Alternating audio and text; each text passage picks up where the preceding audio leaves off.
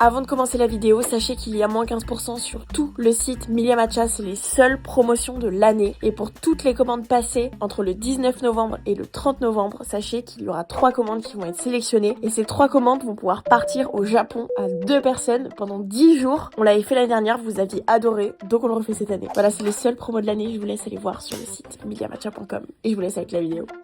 Hello tout le monde, j'espère que vous allez bien. On se retrouve dans une nouvelle vidéo. J'ai l'impression que ça fait 40 ans qu'on s'est pas posé et qu'on a discuté un peu ensemble. J'ai trop de choses à vous dire, à vous raconter. J'ai envie qu'on se pose là. J'adore mes vlogs d'1 heure, je fais que ça. Mais là, il faut qu'on parle. Donc je vais me maquiller pendant ce temps. Vraiment tout à l'heure j'étais en train de me préparer. J'ai fait mon petit brushing, j'ai mis ma crème et tout. Et j'étais en train de mettre mon fond de teint. Je me dis mais je suis une malade, je vais me préparer en même temps que la vidéo. En sachant qu'après, ce soir j'ai un dîner. Donc je vais essayer de me faire un make-up un peu sympa. Genre de prendre le temps. Je vous ai demandé sur Insta de me poser des questions. Donc on va y répondre. J'ai tout noté, il y en a pas mal, donc j'ai plein de choses à dire. On commence par la première question, et en vrai pour moi c'est bien de commencer par ça pour vous faire un peu un petit update de tout. Mais tu te sens comment après ces mois de fou? Pour ceux qui auraient pas suivi mes vidéos, il s'est passé pas mal de choses. Bon, j'avoue ça fait 2 ans que c'est un peu la folie, mais là depuis septembre c'est complètement fou. Donc déjà on a fait un pop-up pour ma marque Milia Matcha en septembre qui était dingue. Vraiment moi si je me fais un récap dans ma tête je me dis ok, on a fait 4 jours de pop-up, il y avait 500 mètres carrés, il y avait 90 personnes au staff, on a fait 2500 boissons par jour et il y avait genre 6 heures de queue dehors tous les jours. C'est un peu comme ça que je me résume si je donne les chiffres du pop-up, et je trouve que ça résume bien un peu tout. Franchement c'était complètement fou. Ce qui était encore plus fou c'est toute la préparation avant, la création de tous les process, la créa, l'organisation, la gestion des problèmes, parce qu'en fait on le dit jamais mais il y a tout le temps des problèmes dans tous les projets, il y a toujours un problème et c'est normal. Sachez que si vous entreprenez ou si vous essayez de faire quelque chose même dans votre travail, sachez que c'est normal qu'il y a toujours des problèmes, il y a toujours des couacs. Plus les projets sont gros, plus les couacs peuvent être gros, mais voilà, c'était une sacrée gestion déjà, juste ça en fait. Donc ça c'était fou. Ensuite personne ne le savait mais on enchaînait avec le fait qu'on faisait un deuxième pop-up à la Samaritaine, qui est un grand magasin parisien. Plus on commençait le retail, donc le retail c'est la vente de produits en physique, long terme, donc aussi à la Samaritaine. Donc on avait 2 stands différents, le retail qui est toujours là et le pop-up qui a duré lui 1 mois. Donc c'était complètement différent. Déjà on n'est pas chez nous, donc on peut pas faire tout ce qu'on veut, c'est étalé sur 1 mois, donc au niveau du staff, de l'organisation, de l'approvisionnement, ça n'a rien à voir. Donc voilà, ça c'était très intense, surtout que vraiment on a enchaîné, c'était genre 1 semaine et demie après la fin du premier pop-up. Et ensuite, qu'est-ce qui nous est arrivé? Bah plein de choses. On a arrêté du coup la Samaritaine en sachant qu'on savait pas du tout, mais on y était tous les jours, 7 jours sur 7, de l'ouverture jusqu'à la fermeture avec Jérémy. Donc on y était là tous les jours, en plus des 15-20 personnes, je sais plus combien on était exactement selon les jours staff. On faisait 1000 boissons par jour. Sur 1 mois, c'est vraiment complètement fou. L'anecdote qui est folle, c'est que par exemple là, on avait une boisson signature à la cerise, la purée de cerise qui était une vraie purée avec des vraies cerises à l'intérieur qu'on achetait, on l'a mise en rupture de stock dans toute la France. Donc on avait plus d'options, enfin on a dû rappeler enfin c'était tout un bordel pour être honnête, mais en vrai c'était vraiment ouf comme expérience. Après du coup on a enchaîné avec pas mal de choses. Bah là par exemple il y a les 2 ans de Milia Matcha, donc on fait le Black Friday off 2 ans, on fait gagner des voyages au Japon, etc. pour fêter un peu tout. Moi à titre personnel j'avais aussi une conférence YouTube, je vous en ai parlé et j'ai tout vlogué, ça sera dans une des prochaines vidéos. Je crois que c'est pas la prochaine, c'est celle d'après, parce que c'était une expérience en vrai qui est complètement hors de ma zone et c'était genre beaucoup de préparation. J'avais un coach toutes les semaines, je travaillais donc j'avais ça en parallèle aussi. Voilà, c'était des mois complètement fous, en sachant que en vrai ce qu'il y a à prendre en compte, qu'on oublie, c'est que quand ça fait déjà genre 2 ans que c'est fou, c'est un petit peu plus dur de faire des mois comme ça que juste voilà un truc qui tombe comme ça sur l'année. En vrai c'est tout le temps comme ça, parce que avant ça on a fait aussi le pop-up à Séoul, le pop-up à Tokyo avant l'été, enfin bref. Donc en vrai c'était fou. Et comment je me sens? Et bah figurez-vous que je me sens bien. C'était dur, je vais pas mentir, parce que j'ai pas envie de vendre du rêve sur un peu toute cette aventure, mais malgré tout je pense que je peux le dire, c'est quand même dingue. Et en fait je pense que ça rattrapera toujours toute la fatigue du monde, toute la pression, le stress. Et en fait bah les pop-up, moi ça m'a complètement changé ma vie, parce que bah c'est quand même vraiment choquant ce qu'on a vécu, et j'avoue que c'est une aventure de fou. tout. Donc comment je me sens? Je me sens bien, je me sens fatiguée, mais je sais que je vais essayer de me reposer, etc. Pour l'instant, tant que c'est encore les 2 ans de Millie Matcha, qu'il y a encore Noël, etc., je pense que ça va être un peu plus dur. J'espère me reposer un peu fin décembre, début janvier. Mais si je vous dis la vérité, voilà, honnêtement c'est dur de tout faire, parce que j'ai aussi mes vidéos, enfin il y a plein de choses que je veux faire. Plus on prépare l'année prochaine, enfin je vous passe les détails, mais vous doutez que c'est sans fin. Et en fait, à la différence de Jérémy, on est grave différents sur la vision là-dessus, c'est marrant. Moi je vais plus me dire, ok, il faut que j'apprenne à vivre comme ça, à adapter mon planning, à adapter mon corps, adapter un petit peu tout, parce que si ça fait 2 ans que c'est comme ça, je me doute que c'est pas du jour au lendemain que ça va changer. Et Jérémy il est plus en mode, ok, j'ai hâte que ça change, et genre juste il faut que ça change. On est complètement, une vision complètement différente là-dessus, c'est marrant. Donc moi je suis en mode, ok, bon, ça va toujours être comme ça, donc comment on vit avec? Comment est-ce qu'on arrive à s'organiser? Comment on arrive à respirer? Comment on arrive à se reposer? Et Jérémy il est en mode survie jusqu'à que ça s'arrête. Genre c'est rien à voir dans la vision et c'est très drôle. Mais j'avoue que il faut vraiment que j'apprenne à vivre avec, parce que c'est vrai que quand on est en début de lancement de marque comme ça fait 2 ans, on est bien lancé, on est bien implanté, etc. Mais ça change pas le fait que ça fait que 2 ans, donc t'as pas énormément de recul. Tous les projets arrivent au fur et à mesure, tout te tombe dessus comme ça, tout le monde veut faire un truc maintenant, tout de suite, nanana, mais quand tout le monde veut le faire, il faut savoir dire oui, dire non là où il faut. Là où cette année je pense qu'on a fait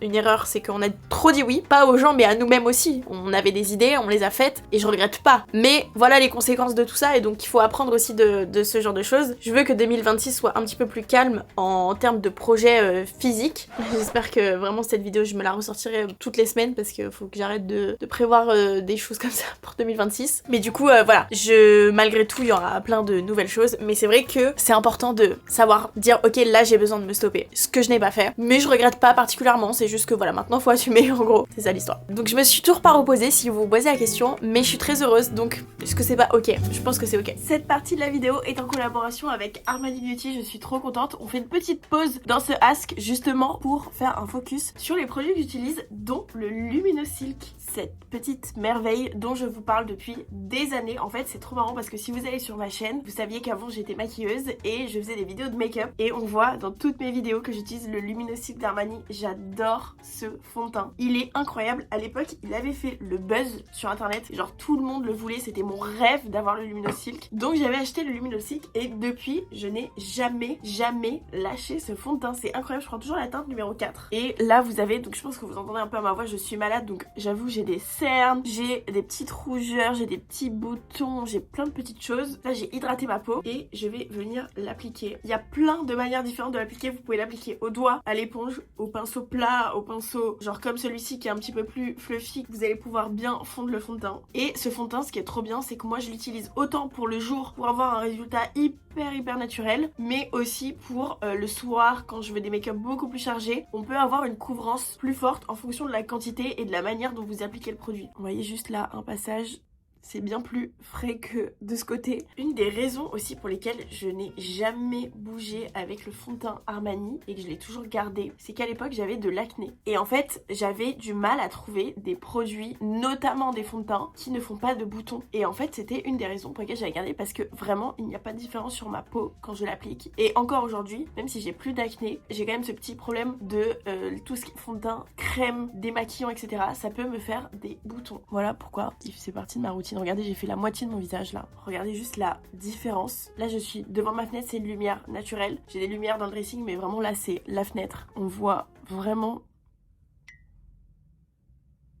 la différence. Il est sublime. Ok, je vais faire de l'autre côté. Et il y a quelques temps, je vous montrais sur mes vidéos que quand je voulais me faire un truc ultra naturel, me maquiller en vraiment 10 secondes top chrono, je mettais juste le fond de teint Armani sur mes cernes au doigt. Et en fait, il a un effet tellement naturel et genre lumineux que je mettais ça. Et ça marchait trop bien aussi pour faire ça comme ça. Et voilà le résultat sur ma peau. Là, je n'ai pas mis d'anti-cerne, je n'ai pas mis de poudre, j'ai rien mis, mais j'ai quand même bonne mine et j'ai le teint qui est frais et tout prêt. Vraiment, vous pouvez foncer les yeux fermés sur le fond de teint Luminosilk d'Armani. On ne le présente plus, tout le monde l'utilise, il est exceptionnel. Si jamais il vous intéresse, je vous laisse aller checker la barre d'infos, je vous mets toutes les informations et je vous laisse avec la vidéo.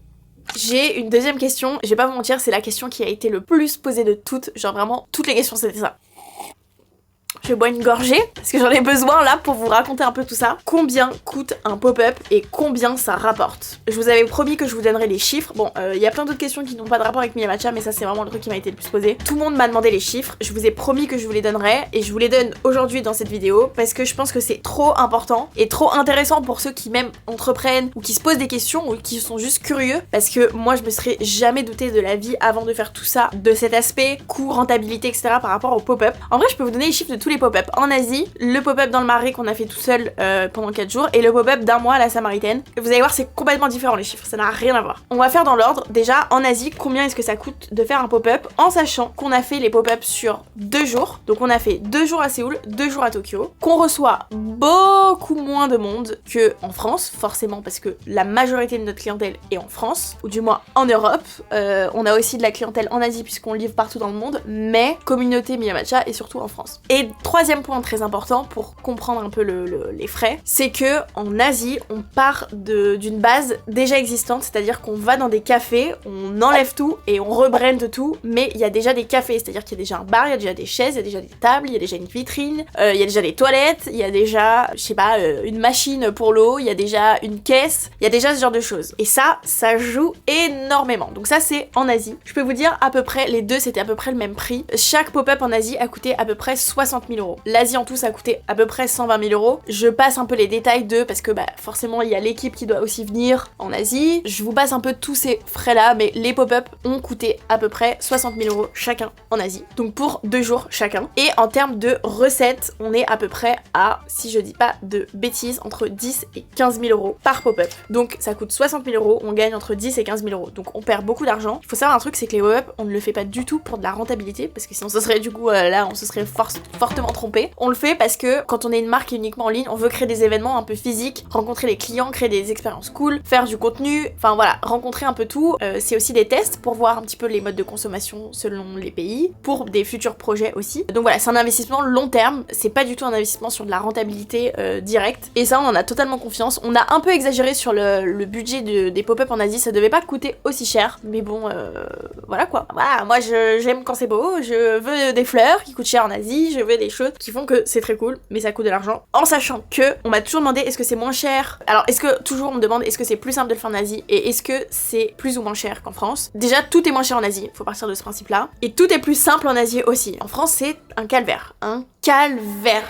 Je pourrais faire une vidéo de 4 heures pour expliquer tous les problèmes qu'on a eu pour notre pop-up à Paris, pour l'organisation, etc., pour la mise en place. C'est un vrai calvaire. Genre, un calvaire. Donc, évidemment que c'est plus simple, même si tu parles pas la langue, même si 100 fois plus simple, y a pas 40 000 règles qui sont là pour faire chier tout le monde. Franchement, ça change tout. Voilà, et c'est moins cher en Asie. Alors, entre Séoul et Tokyo, le lieu était plus cher à Séoul, mais tout ce qui est service, personnalisation, etc., c'est moins cher à Séoul. Il y a vraiment des options pas chères de personnalisation. Je sais pas, vous voulez faire des stickers en express, ça va très très vite. Au Japon, c'est déjà beaucoup moins rapide, beaucoup moins de flexibilité, et du coup, ça coûte plus cher. Maintenant, on peut passer au pop-up à Paris, le temps attendu. Donc, le pop-up qu'on a fait en septembre dans le Marais, il nous a coûté 550 000 euros. Oui. Oui.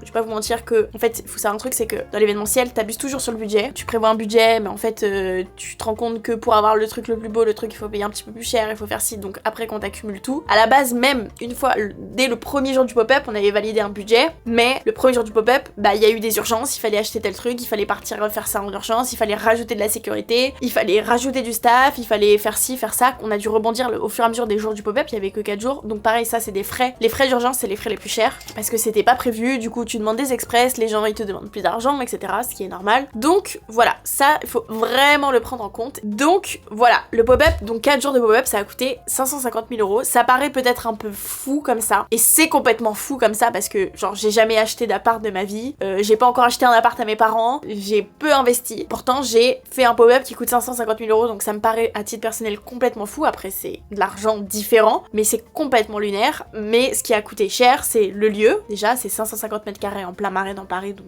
ça coûte pas 10 000 euros, ça coûte bien plus. Le lieu, la personnalisation, parce que du coup là c'est une page blanche, c'est une grande pièce toute blanche, donc il a fallu construire un bar, tout ce qu'il y a à l'intérieur d'un bar, donc l'eau, les machines, on a loué beaucoup de choses, mais ça n'empêche que ça coûte de l'argent. Il a fallu créer un meuble pour la boutique, il a fallu faire toute la façade, il a fallu payer les fleurs, ça coûte extrêmement cher pour ce qu'on a fait, parce que vous avez vu, tout le pop-up a été rempli de fleurs et j'ai pris genre le meilleur fleuriste de Paris. Et pourtant tout était optimisé en vrai, hein. En termes de coût, on a fait le maximum du maximum du maximum. Le staff, 90 personnes au staff, quand tu veux payer un minimum bien les gens, bah ça coûte de l'argent. La sécurité, c'était très très cher, parce que bah forcément sur des pop-up où tu reçois autant de personnes, il y a des précautions à prendre, même pour moi à titre personnel, etc. Donc ça a coûté très cher. Il y a aussi le prix du matcha, parce que pour servir 2500 boissons par jour, il en faut du matcha, beaucoup de matcha. Il y a aussi le prix de tous les ingrédients. On a fait des boissons signature, genre typiquement à la vanille, donc on a fait vanille de Madagascar, la vraie vanille de Madagascar. En fait, on aurait pu se faire ce pop-up en moins cher, ça c'est une évidence, mais on voulait la qualité avant tout, et c'est ce qu'on a fait, et je n'ai aucun regret, parce que c'était vraiment à la hauteur de mes attentes, même plus que ça. Donc je suis complètement ravie, et on est tous ravis en interne de ce pop-up, et on a des très belles retombées en termes d'image de marque, en termes de fidélisation des clients, etc. C'est énorme, donc c'est un excellent investissement long terme qu'on a fait, et donc je suis très contente. Donc là-dessus, je n'ai absolument pas de regrets. Maintenant, combien est-ce que ça nous a rapporté? Et bah figurez-vous que ça nous a rapporté plus que ce que je pensais, parce qu'on a vendu beaucoup de produits. Là où en Asie, on vendait moins de produits, plus de boissons. Là, on a vendu beaucoup de boissons, mais on a aussi vendu beaucoup de produits. Et ça nous a rapporté 250 000 €, ce qui est énorme en 4 jours, et je pensais pas du tout qu'on allait faire ce chiffre-là. Franchement, on était plutôt ravis. Et dans ces 250 000, il y a aussi l'argent que nous a rapporté les partenariats avec les expériences, vous savez, avec les marques qu'on a fait sur place, un peu beauté, qui était très sympa. Donc, pour le pop-up à Paris, vous savez tout maintenant. Je me rappelle quand, parce que du coup, il y avait mes parents, je vous repasse l'histoire parce que vous la connaissez. Quand je leur avais dit combien ça a coûté, ils ont fait une crise cardiaque, tous les deux. Et moi-même, en leur disant, je me disais, mais je suis complètement malade. Genre, c'est complètement fou de faire ça. Mais on va le faire quand même. Et on regrette pas. Et du coup, pour le pop-up à la Samaritaine, combien ça nous a coûté, combien ça nous a rapporté? Alors, il y a deux trucs à prendre en compte. Il y a déjà le meuble qui est à la beauté, qui lui est permanent, que je vais compter dans les coûts, parce que c'est le coût global. Mais c'est quelque chose qu'on va rentabiliser sur le long terme, parce qu'on va vendre des produits. Mais du coup, le pop-up, donc on avait un espace qu'on a complètement personnalisé, qu'on a recouvert aux couleurs de la cerise, etc. On avait du staff pendant un mois, on avait entre 15, 20, on est allé jusqu'à 20 je crois max, staff par jour, ce qui est énorme pendant un mois, parce que c'est 7 jours sur 7, 11h, 19h, les ingrédients aussi pour tout, on avait des pâtisseries, on avait des boissons signature, on avait du lait, on avait plein, enfin voilà, il y avait des locations de choses, il y avait beaucoup de choses, bref, ça nous a coûté, parce que c'est encore en cours les calculs, entre 200 et 230 000 € à peu près. Et là où c'est différent et qu'on commence un petit peu à faire de l'argent, c'est que là, comme c'était sur un mois, on avait plus de temps pour le rentabiliser, donc on a gagné à peu près 275 000, je dis à peu près mais c'est très précis, 275 000 €, et je vous parle pas, ça c'est vraiment le bar, ça je compte pas du tout les produits qu'on a vendus, donc les canettes ou les accessoires ou peu importe, je compte que en termes de boissons et de pâtisserie. On a gagné 275 000 €, ce qui est beaucoup, et du coup là on a gagné de l'argent parce que c'est sur le long terme et que c'est pas du tout un pop-up classique comme on fait d'habitude sur des plus courtes durées. Et d'ailleurs on me demande tout le temps, mais pourquoi tu fais pas ça pendant un mois, genre le pop-up dans le Marais? Tout simplement parce que c'est impossible, intenable et beaucoup trop cher là pour le coup. Le coût par jour est énorme et on peut pas rentabiliser, c'est pas possible. Le lieu est trop cher, la sécurité c'est trop cher, tout est trop cher en fait, on peut pas. Et c'est intenable physiquement, mentalement, que ce soit pour les équipes, pour nous, pour tout, c'est trop intense. La Samaritaine c'était complètement différent parce que c'était un dispositif plus petit, on arrivait quand même à faire 1000 boissons par jour, mais c'était différent, il y avait pas ce truc de... ça n'a rien à voir. Voilà, vous savez tout! Vous savez tout! Je suis trop contente de le dire parce que je trouve que c'est trop important qu'on se rende compte. Prochaine question, quand est-ce que tu retournes dans ton appart à Tokyo et est-ce que tu es retourné sans nous montrer? Alors c'est très drôle. Quand est-ce que je retourne dans mon appart avec Tokyo? Et bah très bientôt, écoutez. J'ai pas de date précise parce que pour ceux qui savent pas, et d'ailleurs c'est dingue parce que tous les gens que je rencontre, quand je leur en parle, ne sont pas au courant et pourtant ils regardent mes vidéos. Mais je crois que je l'ai jamais vraiment dit officiellement, mais j'habite quasiment la moitié de l'année à Tokyo. C'est juste que comme je fais pas un big 6 mois, personne capte que genre c'est ma deuxième maison. J'ai un appart dans cette ville, j'ai emménagé en fait après avoir passé plusieurs années à faire des allers-retours, à payer des hôtels hors de prix, à galérer avec mes affaires, devoir tout le temps voyager avec 2 valises, etc. On a décidé de prendre un appartement à Tokyo, ce qui est évidemment logique, mais comme au début c'était pas encore sûr, plus après faut le temps de trouver l'appart, etc. Et bien on a emménagé que l'année dernière et ça a été la meilleure décision ever de notre vie. Déjà parce qu'on adore Tokyo, aussi parce que ça nous coûte moins cher, même si on n'est pas, parce que du coup c'est un vrai appartement, une vraie location d'appartement, donc on n'est pas toute l'année dans cet appart, donc forcément il y a des mois où on n'y est pas et qu'on paye quand même, mais ça revient quand même moins cher que de payer un hôtel à chaque fois qu'on vient. Donc ça reste un bon investissement. Et en termes de confort, le fait d'avoir ses affaires, sa maison, de pas avoir à justement voyager avec ta maison quand tu vas à l'autre bout du monde, mais ça change absolument tout. Plus, en fait, il y a ce truc aussi de peu importe combien de temps on y va, etc., ça coûte le même prix. Il n'y a pas d'histoire d'hôtel, bon bah on reste tant parce que ça coûte tant et si et ça, là il y a pas ça. Et ça c'est un vrai plaisir aussi parce que là par exemple, vous savez pas mais Jérémy il a dû y aller un peu en urgence parce qu'il y avait un sujet, il y allait, il y a pas d'histoire. Moi je suis restée en France, je sais qu'on va y retourner ensemble là dans pas très longtemps et c'est très pratique et c'est génial. Et alors je sais pas si je le dis dans cette vidéo, j'hésite, on verra au montage si je le laisse parce que j'ai un peu envie de faire toute une série de vidéos là-dessus, mais on va changer d'appartement. Oh, allez je vais le dire, on déménage là la prochaine fois qu'on y va et je vous expliquerai pourquoi on a eu des péripéties, mais on va changer d'appart. J'ai trop hâte parce que vous êtes pas prêts pour les beaux contenus que je vais faire. C'est un peu un truc sur mon vision board, genre c'est l'appart de mes rêves. J'espère que tout va bien se passer, qu'on va bien avoir tout ce qu'on a demandé, etc. Je vous en reparle quand ce sera fait et surtout quand j'y serai pour vous montrer. Mais spoiler, il va y avoir des vidéos déménagement et elles vont être vraiment trop bien. Je sais déjà qu'elles vont être bien. Je le dis. Mais du coup, non, j'y suis pas allée sans le dire. Je vous fais plus ça. C'était avant le lancement de la marque. Je faisais ça pour pas que quelqu'un capte qu'il y avait une histoire de matcha, mais je ne le fais plus, promis. Je ne vis pas sans vous, sans ma caméra. Donc j'ai pas le choix. Prochaine question. As-tu déjà fait de la chirurgie esthétique? On va en reparler de cette histoire, parce que là, il faut. J'ai reçu un nombre... En gros, qu'est-ce que j'avais posté pour qu'on me dise ça? Bon, je vous mettrai la vidéo là, de ce que j'ai posté, et j'ai reçu genre des commentaires et des DM de malades en mode t'as fait de la chirurgie, les gens ils m'ont envoyé des photos, je vous ai déjà raconté dans une vidéo, mais des photos de moi genre avant, après, je sais pas, des photos d'il y a 2 ans, des photos de moi maintenant, en mode t'as fait de la chirurgie, ça se voit, et genre même moi en regardant la photo, je suis en mode mais où je ne comprends pas, je ne vois pas de différence. J'ai une nouvelle information à ajouter à cette histoire. C'est pour ça que je veux répondre à cette question dans cette vidéo, parce que là j'ai encore eu plein de gens qui me l'ont dit. Et encore là hier soir j'ai posté un truc, je sais plus, un short, genre il y a des gens qui ont commenté ça, mais c'est pas possible. Je me demande si c'est pas le crayon Rhode qui donne cet effet là. Je me demande si c'est pas ça, parce que quand je le mets, déjà j'en ai un peu là, j'en ai mis ce matin. En fait il est grave épais, enfin il est grave large, et donc il permet, vous voyez, de faire un contour genre un peu dans tous les sens, donc ça dépasse des lèvres. Et je me demande si c'est pas ça qui donne l'effet un peu lèvres plus grosses, parce que du coup c'est fait pour mettre juste au-dessus. Et donc vous voyez, on dirait un peu que j'ai fait de la chirurgie, enfin des injections sur les lèvres. Est-ce que c'est ça ou pas? Voilà, c'est ce que l'autre jour je me posais la question, je me disais en vrai peut-être que c'est ça, parce que mais j'ai pas fait l'injection genre.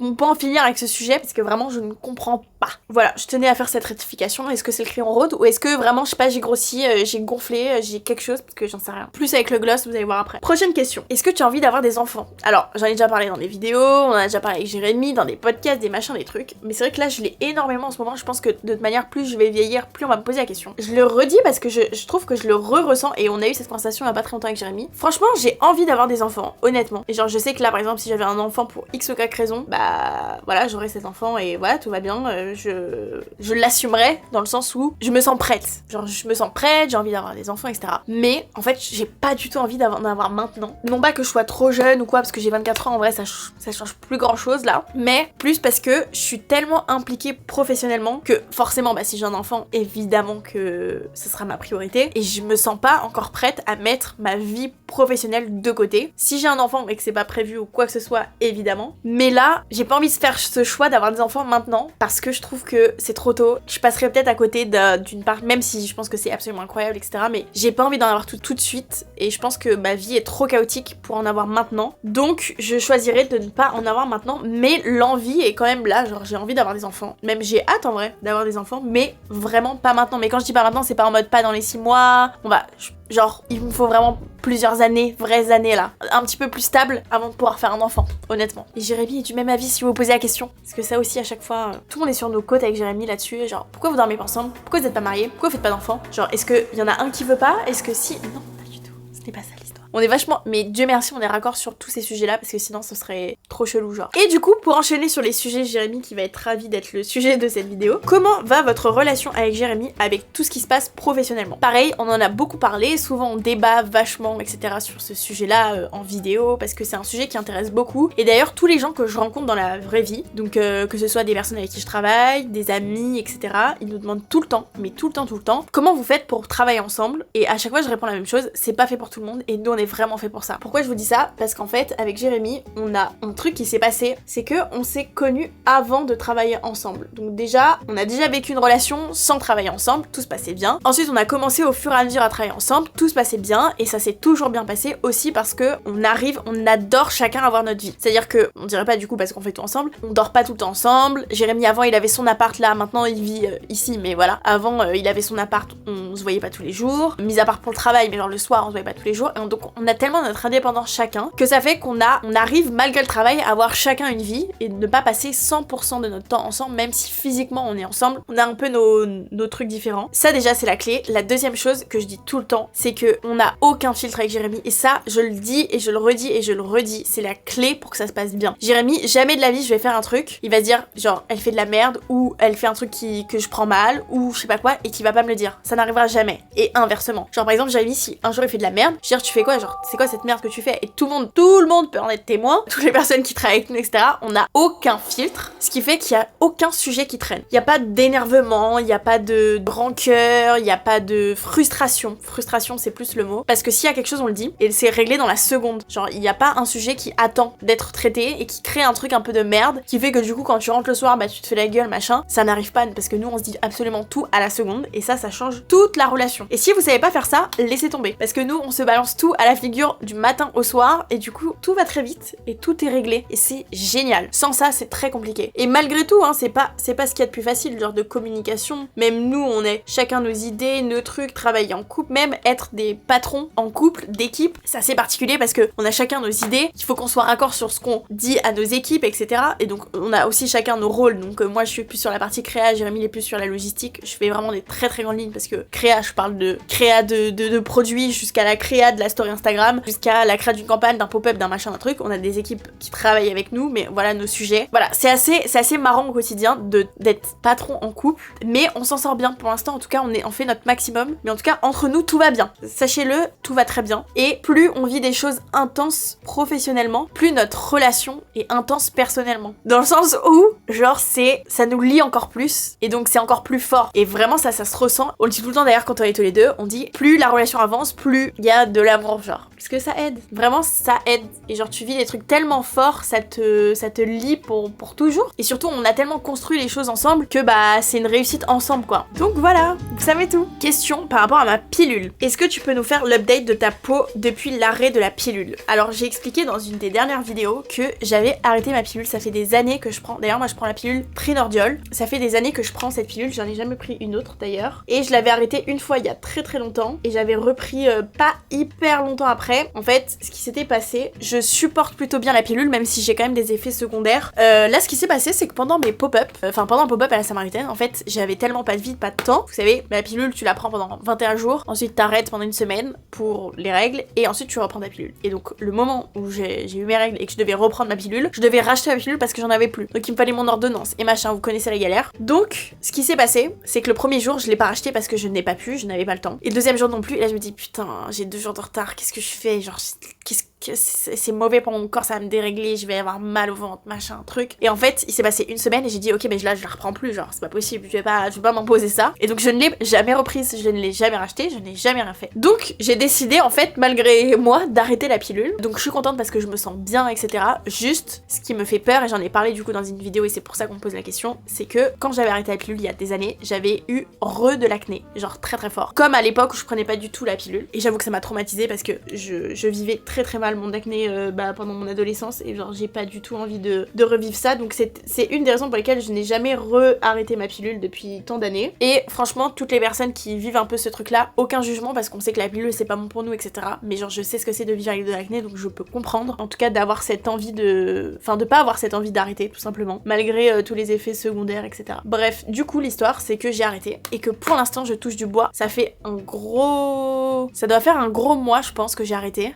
Donc je sais qu'il faut bien 3 à 6 mois pour avoir les full effets, donc j'espère que ça va pas apparaître comme ça d'un coup, mais pour l'instant je n'ai eu aucun bouton. J'ai juste des petits boutons qui apparaissent, bon là je suis maquillée, mais malgré tout ils sont pas très gros. Des petits boutons qui apparaissent là, un peu autour de la bouche, bon ça c'est normal, mais moi c'était le front qui était catastrophique, et pour l'instant j'en ai pas eu, et j'espère que ça va rester, et si ça reste, j'arrête la pilule définitivement, parce que je me sens quand même 100 fois mieux. La seule chose c'est que j'ai l'impression que je pleure de ouf. Je me dis ça a forcément un rapport, parce que j'ai un dérèglement hormonal, mais je pleure de ouf, et c'est ok.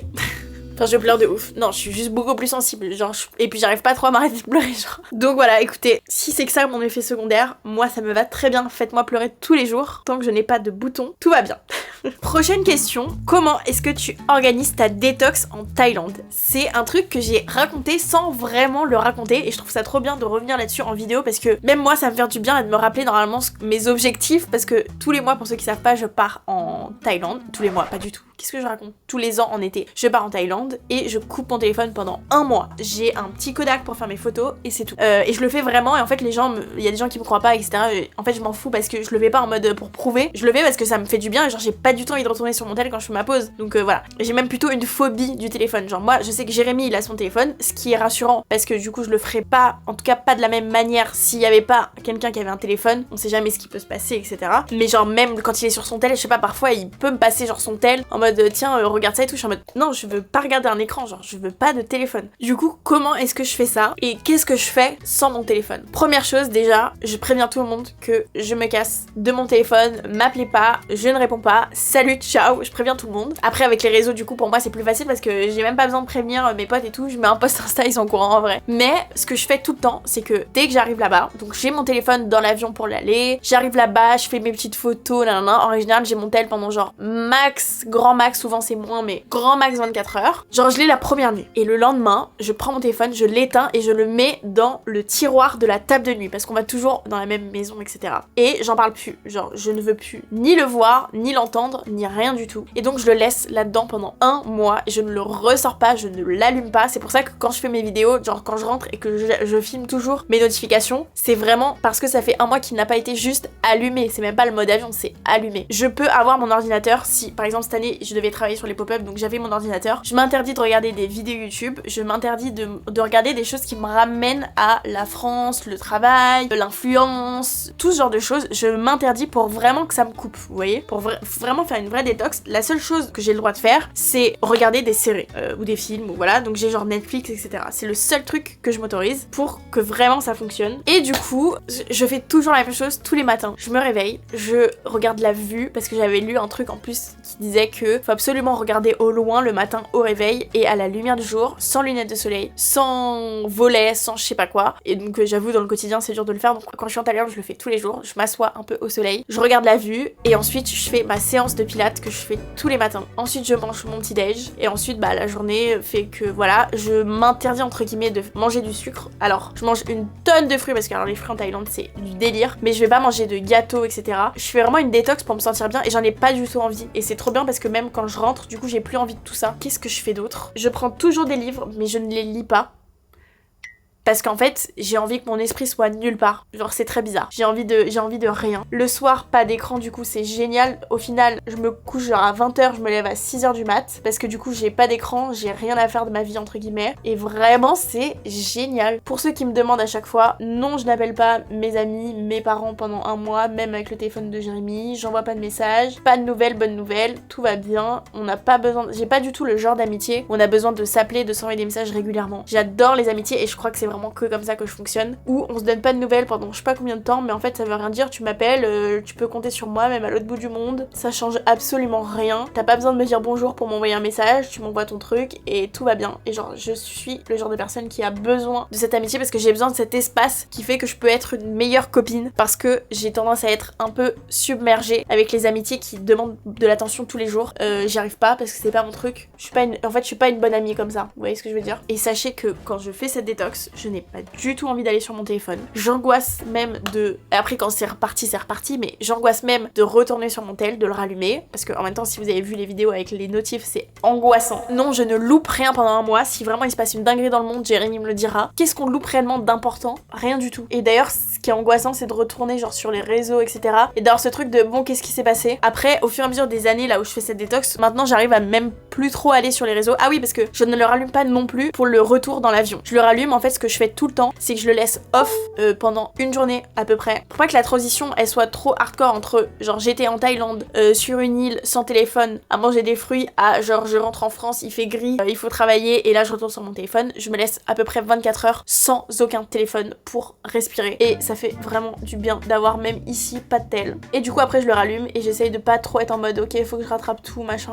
genre je lâche par rapport à ça. Et d'ailleurs c'est ouf parce qu'on voit direct le temps qu'on y passe et à quel point ça nous obsède possède. Et aussi on voit un autre truc, c'est que ça fait grave mal à la tête. Genre dès que j'allume mon tel, j'ai toujours une énorme migraine parce que ça me fait mal au crâne en fait d'avoir les... Et on s'en rend plus compte, mais on a tout le temps un peu ce truc des yeux fatigués et tout, c'est à cause du téléphone. Parce que je l'ai pas du tout quand je suis sans tel. C'est complètement fou. Ok, il reste 2 questions et c'est un peu par rapport à Milia Matcha et la suite. Première question, pensez-vous à changer de bureau? Et deuxième question, est-ce qu'il y aura des nouveautés pour la suite? Alors du coup, sachez que Milia Matcha, on a prévu comme d'habitude mais énormément de choses. Je veux que 2026 soit un petit peu plus calme en termes de projets physiques et on a beaucoup de gros projets. Sachez que quand j'ai une idée, ça peut mettre littéralement 2 ans. Il y a des idées que j'ai eues pendant le lancement qui ne sont toujours pas sorties. Parfois ça peut paraître frustrant même en tant que client d'avoir peut-être pas assez de nouveautés ou pas assez de trucs et tout. Bon là il s'est passé beaucoup de choses, je dis pas que c'est le cas, mais on se rend pas compte du temps que ça prend, comment ça peut être hyper frustrant pour moi typiquement qui adore quand j'ai une idée que je peux la mettre en place. Ça c'est un peu le côté frustrant de ce métier on va dire. Et du coup sachez qu'il y a plein de nouveautés, donc évidemment qu'il y aura d'autres matchs aromatisés, évidemment qu'il y aura des nouveaux accessoires, mais il y aura même d'autres choses dans les mois / années à venir parce que on n'est pas encore, enfin le projet ne va pas sortir tout de suite, mais voilà, il y a plein d'autres choses qui arrivent et je sais que ça va plaire et que ça va être trop cool, mais évidemment il y a plein de nouveautés qui arrivent et la marque va continuer d'évoluer à plein de niveaux, on ouvre des nouveaux pays, plein de choses, je peux pas en dire plus, mais du coup on veut aussi effectivement changer de bureau. Je crois que je l'avais déjà dit dans une vidéo, mais on cherche à fond des bureaux et il n'y a rien, ça fait des mois que je cherche, des mois que je ne trouve pas. Je vous passe les détails, mais on a des critères un petit peu particuliers parce qu'on veut pas acheter le bureau, c'est trop tôt et on a plus d'argent parce qu'on a tout mis dans les pop-up. Donc pour être sérieuse, pour le coup, on veut louer des bureaux, mais c'est vrai qu'il faut qu'ils soient quand même assez beaux parce qu'on filme plein de choses, on a besoin d'une belle cuisine parce que bah forcément le matcha. Il faut aussi que ce soit assez grand parce qu'on veut plusieurs open space, on veut ci, on veut ça. Et là, il n'y a pas actuellement sur le marché ce qu'on veut aussi à l'endroit où on veut. Voilà, donc il y a plein de critères qui font que pour l'instant, il n'y a pas trop. Mais en tout cas, j'espère qu'on va pouvoir changer l'année prochaine parce que en vrai, j'ai hâte, même si j'adore nos bureaux actuels, je ne dis pas non à plus de place un peu pour tout et créer, vous voyez, des salles de stockage, d'autres salles de réunion, etc. parce qu'on en a pas assez en vrai. Et ce serait beaucoup plus confortable pour tout le monde. Donc voilà, on arrive à la fin de ce ask. J'espère que j'ai pu répondre un peu à vos questions. C'est les updates un peu de ma vie parce qu'il s'est passé trop de choses et je pense que c'est important qu'on se fasse de temps en temps des petits, pas que des asks, mais juste des moments où on se pose parce que dans les vlogs, on se pose plus trop là. Genre là, il faut se poser. C'est trop important. Donc voilà, j'espère que ça vous a plu et si jamais c'est le cas, je poste une vidéo par semaine. Je sais que bon, c'est toujours un peu messy là depuis cette rentrée, mais je fais comme je peux, comme je vous l'ai dit, il y a plein de choses qui se passent. Ça n'empêche pas que malgré tout, il y a des vidéos qui sortent et que je suis toujours là, je suis toujours la même. Et je poste quand même sur d'autres réseaux aussi pour vous donner des nouvelles. Mais voilà, il y a plein de choses. Mais je poste bien, normalement, une vidéo par semaine, tous les mercredis à 18 h. N'hésitez pas à vous abonner à la chaîne. Il y a toujours plein de personnes qui regardent mes vidéos qui ne se sont pas abonnées, donc si jamais vous faites partie de ces personnes, n'hésitez pas à vous abonner. Et n'hésitez pas à aller sur le site de Milia Matcha du coup pour profiter des -15 plus des voyages au Japon à gagner. Il y en a 3 et c'est jusqu'au 30 novembre, 23h59 et c'est les seuls promos de l'année. Donc n'hésitez pas à aller voir. Et puis voilà, j'espère que ça vous a plu et on se retrouve mercredi dans une nouvelle vidéo.